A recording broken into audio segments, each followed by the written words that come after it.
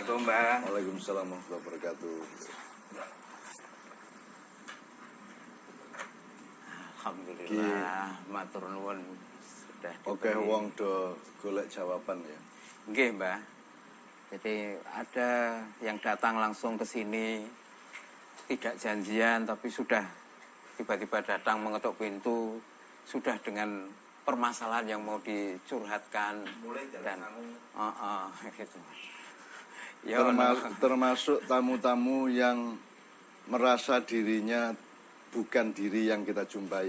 Ada yang merasa dia adalah Prabu Brawijaya V, ada yang merasa dia adalah Ratu Adil, ada yang merasa dia Sabtu Palon Loyo Genggong atau Mesias atau siapapun dan seterusnya. Itu semua harus kita sikapi dengan bijaksana, dengan ilmu yang seimbang, pengetahuan yang tepat, tidak merendahkan dan menggali itikat baik dari kedatangannya. Atau termasuk menggali itikat baik, niat baik dan ketulusan hidup di balik pertanyaan yang dia ajukan ke kita kan gitu. Iya, Bang. Saya membaca pertanyaan ini tertangkap bahwa mereka memang sungguh-sungguh ingin mencari jawaban untuk menjalani hidup mereka itu dengan sebaik-baiknya. Tetapi saya boleh kasih rumus dasar dua hal ya. Satu, saya mengalami berpuluh-puluh tahun bahwa ada beribu-ribu pertanyaan yang sebenarnya cocoknya itu ditanyakan kepada Allah. Yang bisa jawab cuma Tuhan. Atau minimum Nabi dan Rasul. Atau minimum wali. Ya. Jadi saya kan bukan semua itu. Bukan Tuhan, bukan Nabi, bukan wali, bukan Rasul. Bahkan juga kalau pertanyaan kan biasanya ditanyakan kepada orang yang tahu lah. Orang yang tahu itu di alam modern kan disebut pakar. Atau yang menguasai ilmu ekspor gitu kan. Seorang ahli. Nah saya kan juga bukan. Tuhan bukan, Nabi bukan, Rasul bukan, wali bukan, ahli juga bukan. Sehingga saya bergeser ke poin yang kedua. Kadang-kadang pertanyaan itu sebenarnya sudah mengandung jawaban. Cuma dia mengalami keraguan atau kegamangan dan dia membutuhkan peneguhan aja. Karena dia secara rasional sudah menyebut juga alternatif jawabannya sebenarnya. Biasanya seperti itu. Nah sekarang kita coba urut aja ya. Kita coba urut pertanyaannya apa. Nanti ada yang mungkin dialektis ya, pertanyaan 1, 3, 5 mungkin terkait satu sama lain, nanti kita improvisasi aja. Yang pertama dari AC. Bagaimana harus berdoa dan memohon ampun kepada Allah dengan kondisi saya yang tidak pernah sholat dan saya sudah menjalani maksiat, mabuk, madat. Kemudian ada satu lagi pertanyaan yang kurang lebih sama. Dari A, saya malu beribadah sebab saya tuh masih maksiat. Sebab saya tidak ingin berada di zona hitam dan putih sekaligus. Saya menjadi tidak pernah sholat. Padahal saya tidak ingin termasuk golongan orang yang ketika susah mencari Allah, ketika senang melupakan Allah. Mohon bimbingan dari Mbah Nun. Jadi dua pertanyaan yang kurang lebih sama, Pak. Jadi kan di balik dua pertanyaan itu sudah ada logika atau asumsi atau anggapan atau terminologi bahwa di satu via itu ada ibadah, berdoa, kabul, berbuat baik. Di lain via ada sesuatu yang dia sebut zona hitam itu apa? Mabuk, zina, dosa dan seterusnya. Jadi sudah ada asumsi bahwa dua hal itu kan berseberangan satu sama lain. Jadi sebenarnya dia dua penanya ini sudah tahu jawabannya. Sudah tahu jawabannya karena Anda tahu bahwa itu kan semacam persenyawaan kimia ya. Jadi kalau unsur A itu nggak bisa gabung sama unsur B. Misalnya ada, kalau asam sulfat berarti H2SO4, kalau NH3 berarti natrium trioksida misalnya gitu ya. Itu kan ada persenyawaan atau gabungan-gabungan atau perjodohan di dalam kehidupan yang Allah sudah tentukan dengan sunnahnya. Nah demikian juga mabuk, zina kan tidak kompatibel dan tidak bisa bersenyawa dengan sholat, berbuat baik dan seterusnya kan begitu. Nah, Anda kan sudah tahu itu. Semua dua pertanyaan tadi sudah mengandung pengetahuan tentang dikotomi antara dua hal itu. Jadi sekarang yang butuh bimbingan bukan saya membimbing Anda, yang ada adalah Anda membimbing diri Anda sendiri. Anda sudah tahu kok. Sudah tahu kok. nek saka aku ya kuwi karepmu piye? Nek aku ngomong nek kan ada dua jawaban dari saya kalau saya dipaksa menjawab. Loh kalau wis ngerti toh, kamu kan sudah tahu bahwa kalau Anda mabuk-mabuk terus, Anda zina-zina terus, maka itu tidak kompatibel dengan kabulnya doa Anda kepada Allah, bahkan Anda langsung merasa malu kepada Allah. Ya. Ya jawaban saya satu, ya terus kelemu mabuk, terus kelemu zina. Udah dituntaskan aja. Ya tapi dengan catatan kamu sudah tahu bahwa itu tidak mungkin lantas Anda berdoa kepada Allah. Ya. Kan gitu kan. Ini kan tidak kompatibel Menjauhkan dengan ke zona satunya iya, tadi ya. Iya. Atau jawaban yang kedua,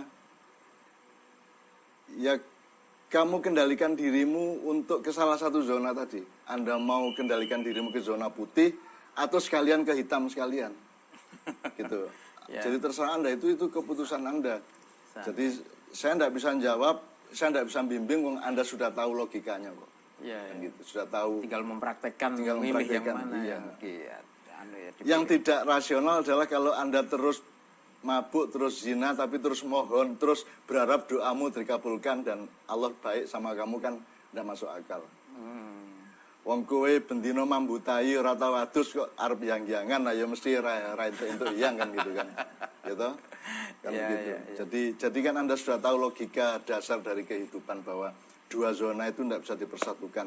Tapi memang secara umum dalam akhlak masyarakat memang ada wilayah kelabu, yaitu bercampur antara hitam dengan putih tadi itu. Gitu ya. Dan ini masalahnya memang hitam putih. Cuman di masyarakat kita kan banyak kasus-kasus yang agak lebih samar, agak lebih mendalam, agak lebih membutuhkan elaborasi pemahaman mengenai akhlak, akidah dan seterusnya secara lebih mendalam. Di situ maka terjadi kelabu-kelabu tadi itu. Mungkin ada panduan latihan Mbah Nun untuk dua kawan kita itu untuk misalnya memilih ke zona yang doa dengan dekat dengan Allah tadi itu, melangkah ke sana itu ada riadohnya mungkin yang perlu dilakukan. Di Ma'iyah kan saya sering menjawab atau ngasih tahu anak-anak jamaah ya. Anda mau jadi pendekar apa mau jadi orang biasa-biasa aja? Kalau Anda mau jadi pendekar, Anda lakukan yang Anda tidak sukai dan atau Anda tidak lakukan yang Anda sukai. Itu satu jenis riadoh. Jadi saya suka mabuk, tapi mulai hari ini sampai tanggal sekian saya tidak akan mabuk. Bikin gitu. Nah, Anda memaksa diri Anda secara radikal sehingga Anda akan menjadi manusia yang lebih kuat, lebih tatak, lebih hebat daripada sebelumnya kan begitu. Nah, terserah Anda mau melakukan itu apa tidak. Tapi kan kalau rumus dasarnya di Ma'iyah kan lakukan sesuatu yang Anda tidak sukai atau jangan lakukan yang Anda sukai. Mudah-mudahan Allah akan menciptakan proses keseimbangan dalam diri Anda dan membuat Anda teguh untuk memilih sesuatu yang kompatibel dengan Allah kan begitu. Ya riadohnya itu misalnya ini, sing enteng-enteng sih, saya suka lagu X, tapi saya tidak mau mendengarkan lagu X ini selama 1 bulan. Itu kan riadoh namanya, itu kan berlatih, melatih psikologi kita, melatih batin kita. Gitu. Dan saya sering melakukan itu. Makanya saya kan suka jamu sepahit apapun saya minum. Kenapa? Karena urusan saya bukan rasanya di mulut dan lidah. Urusan saya adalah bahwa jamu ini akan menciptakan proses penyehatan tubuh saya. Maka saya minum jamu. Artinya melihat fokus yang prinsip dan esensial. Iya. Jadi makanya dunia kuliner ini kadang-kadang memang mengacau keseimbangan hidup manusia karena kuliner itu kan urusannya enak apa tidak enak, sedap apa enggak, nyamleng apa tidak, nyos apa tidak nyos, nyus apa tidak nyus kan gitu kan. Padahal urusan kesehatan kan bisa terbalik. Ini ndak enak maka sehat.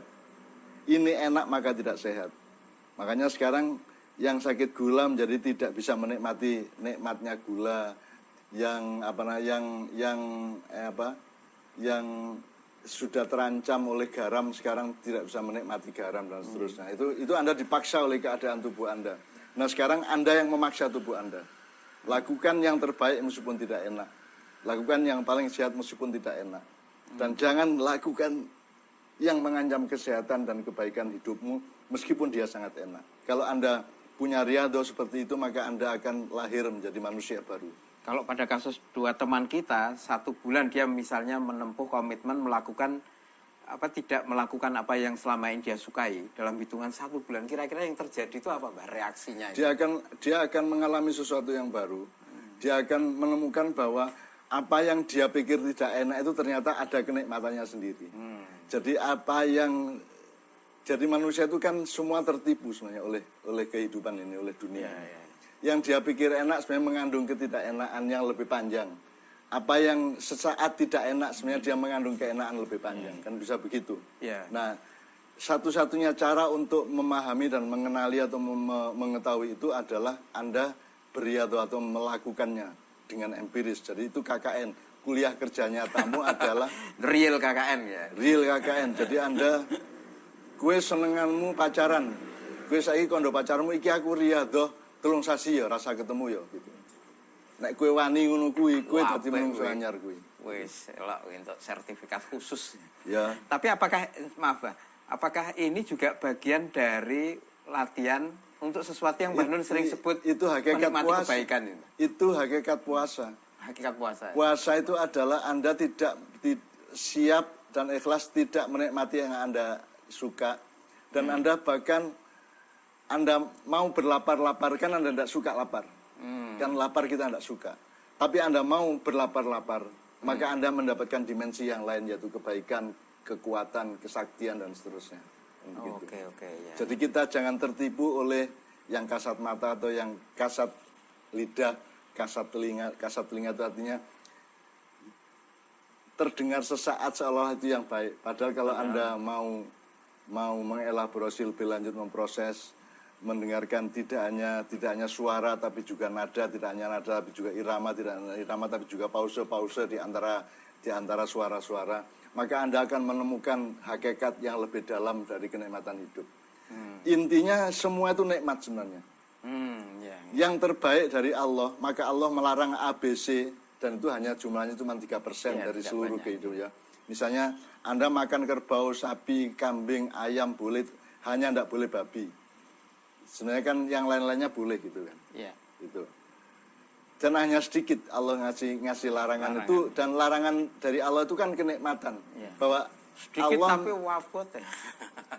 Kenapa Allah melarang? Karena dia ingin memberi kenikmatan kepada kita. Sebab begitu kita mematuhi bahwa untuk tidak melanggar larangan itu, Anda menemukan kenikmatan yang lebih sejati daripada kalau Anda melanggarnya.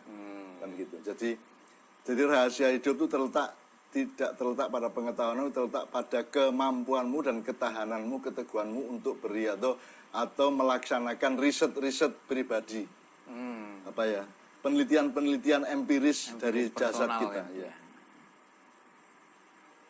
Sebab lapar itu belum tentu jelek, kenyang belum tentu baik kan begitu.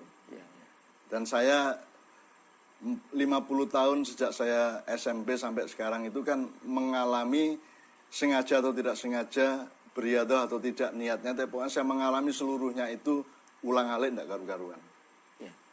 Jadi misalnya sekarang Anda punya motor, sekali-sekali Anda niati tidak pakai motor seminggu.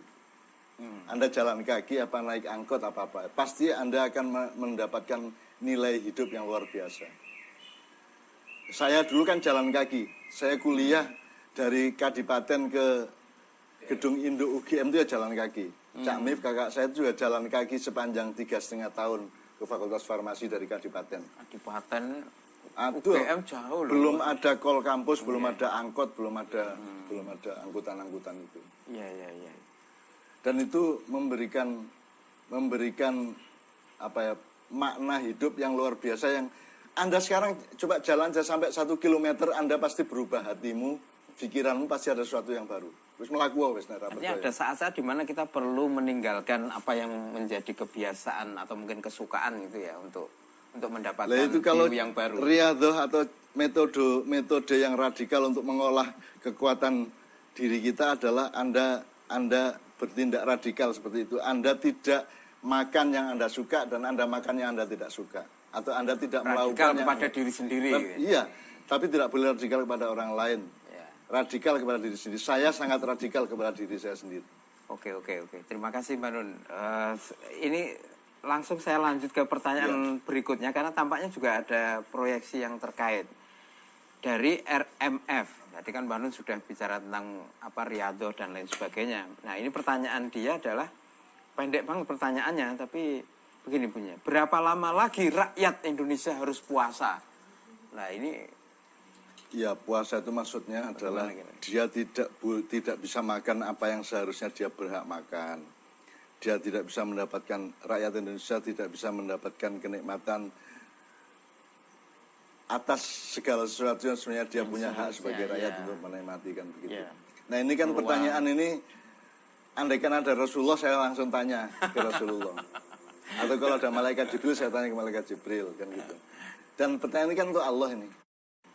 Lewang di Indonesia sekarang ini tidak ada dialektika apa-apa, kita ini jumud, kita ini beku kok. Ada demo Omnibus Law, itu ya diplesetkan menjadi Melki Guslo kok. Dan tidak berakibat apa-apa. Tidak menjadikan dialektika apa-apa. Jadi ada apapun saja di Indonesia ini tidak terjadi apa-apa. Kalau mekanisme sosial itu tidak menjadikan perubahan apa-apa.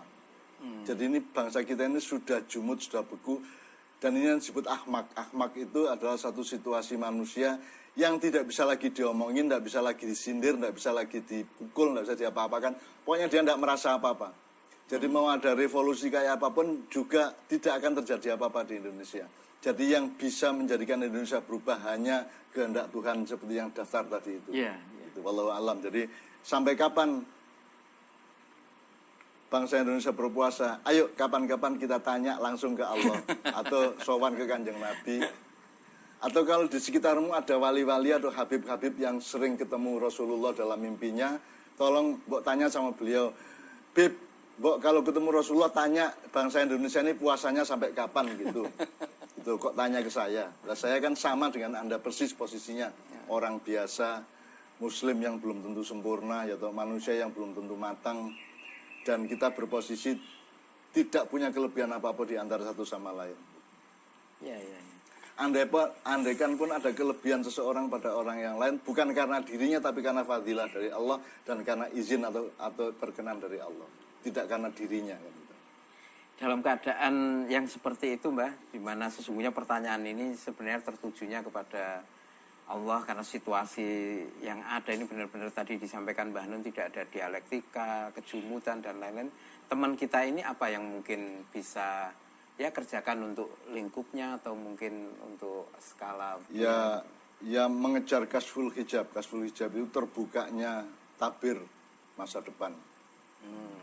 Jadi untuk itu ya Anda harus sering-sering merenung, Anda harus sering-sering wiridan setelah sholat atau diem duduk tahiyat atau duduk bersila lewat tengah malam atau syukur banyak sholat malam. Sholat malam itu juga kalau bisa berkali-kali. Anda tidur, sedikit bangun, sholat lagi. Tidur siap lagi, bangun, ngelilir, sholat lagi gitu. Syukur-syukur Allah bermurah hati. Tapi semua tetap kuncinya kemurah hatian Allah. Kedermawanan Allah, tidak karena kita mampu mencapai apa-apa. Jadi sekali lagi sampai kapan berpuasa itu yang saya sebut pertanyaan untuk Allah. Jadi kita sama-sama punya pertanyaan kepada Allah. Kalau saya mampu menjawab itu, tidak ada video ini, gitu kan? Karena Indonesia sudah lebih beres dan seterusnya gitu. Oke.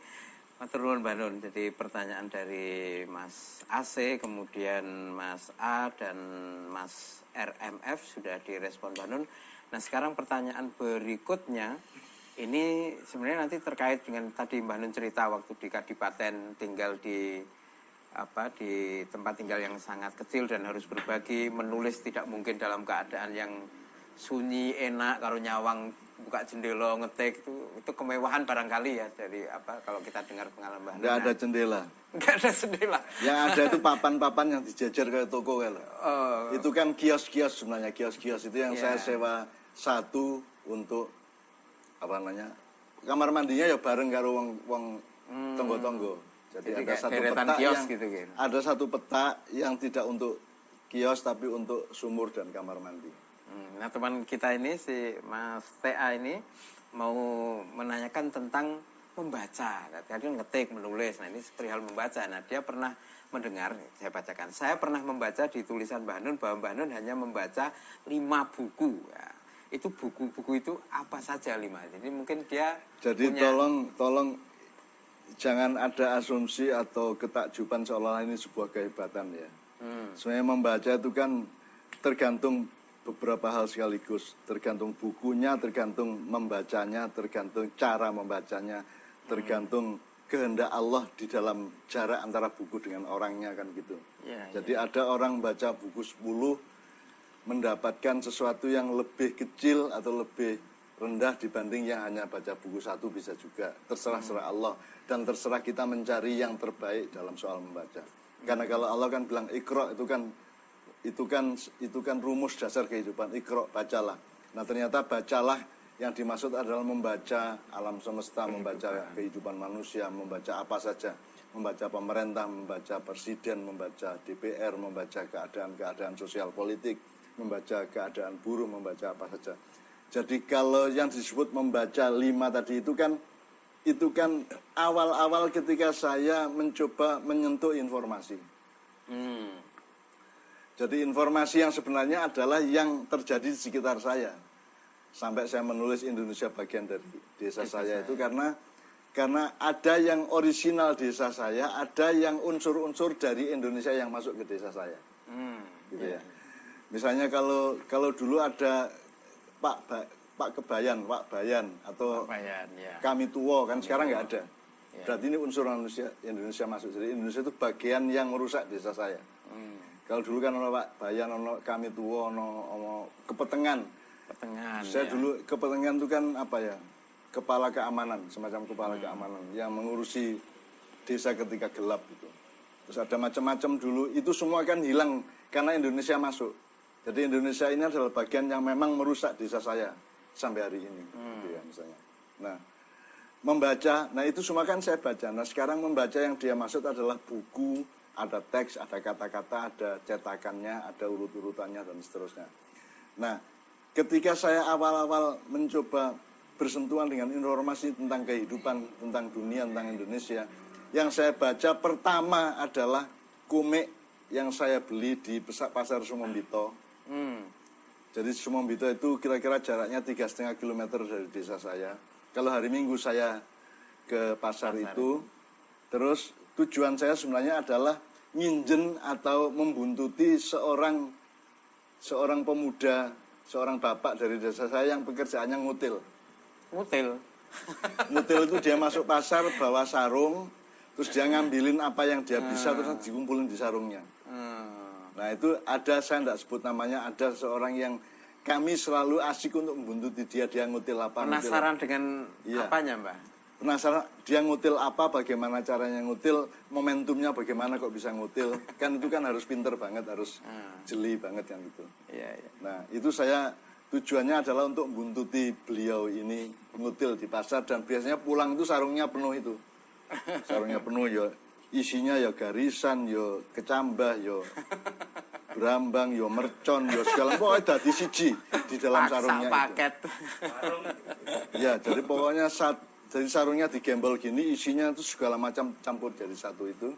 Tapi tolong diperhatikan bahwa kelak beliau ini husnul khotimah dan beliau adalah penghuni utama musola Padang Bulan yang di depan itu. Nah, beliau ini orang yang paling rajin sholat jamaah, kelak ya. Kira-kira ya 40-50 tahun kemudian dan husnul khotimah alhamdulillah. Dan dia sangat akrab sama saya sangat akrab sama dia. Karena selalu saya goda-goda, sampean biyen ya apa carane kok pinter ngutil iki biyen ya apa. Itu kan juga bacaan yang luar biasa. Orang ribut-ribut berkerumun beli mercon. Terus di antara yang berkerumun itu ada si beliau ini. Terus beliau tiba-tiba di tengah tingkel bung ribut itu dia bilang, Pak, endi iki beratune? Beratu itu bonus. Endi bonus nggo aku? Terus dia dikasih bonus padahal dia tidak beli. Jadi dia di situ berkerumun, dia tidak ikut beli tapi dia minta bonus. Jadi saya kira itu pembacaan yang luar biasa bahwa banyak sekali dalam sistem masyarakat kita orang-orang yang semacam itu. Yang tidak ikut berjasa tapi ingin ikut dikasih tanda jasa. Ya toh? Orang yang selalu ngaku-ngaku, orang selalu mencari pencitraan dan seterusnya. Nah, saya kemudian di Pasar Sumombito itu saya beli buku Angling Darmo Batik Madrim. Itu Angling Darmo Batik Madrim. itu Raja Bojonegoro, Ya. kerajaan zaman dulu yang istrinya Setiawati, yang di situ saya mulai kenal dunia santet, dunia silat, dunia macam-macam dari zaman yang lalu. Kemudian saya baca Nogososro Sabu Inten, Abi di Bukit Menoreh, ya. Kemudian kalau kayak Koping Ho saya tidak sempat baca beneran. Kemudian ketika saya di kantor, ya satu-satunya buku yang saya punya dan saya mulai baca dikit itu Durratun Nasihin. Itu buah nasihat. Jadi intinya itu seperti kumpulan nasihat-nasihat. Itu buku kelas rendah dari pesantren gitu ya. Jadi saya belum pernah belajar di pesantren sampai ke tingkat yang kiai seperti Pak Yai Mauzamil tahu segala macam buku itu. Saya hampir tidak punya buku apapun yang dari pesantren kecuali Durratun Nasihin itu. Karena saya ini gini, Hel. Saya baca satu kalimat itu muncul banyak kalimat di otak saya, di hati saya. Jadi kalau saya baca satu alinea, saya di sininya muncul satu halaman. Kalau saya baca satu halaman, di sini muncul satu buku. Jadi saya tidak pernah merasa jenak untuk membaca buku karena di sini langsung muncul macam-macam. Maka saya sekarang alhamdulillah sama Allah diberi peran untuk menulis sepanjang apapun saja saya tulis. Itu karena bagaimana baca buku, saya dapat baca satu kalimat, di sini muncul 10 kalimat kan gitu. Membaca itu tergantung Anda subjeknya dari membaca itu ataukah Anda objek dari yang Anda baca. Dari yang dibaca.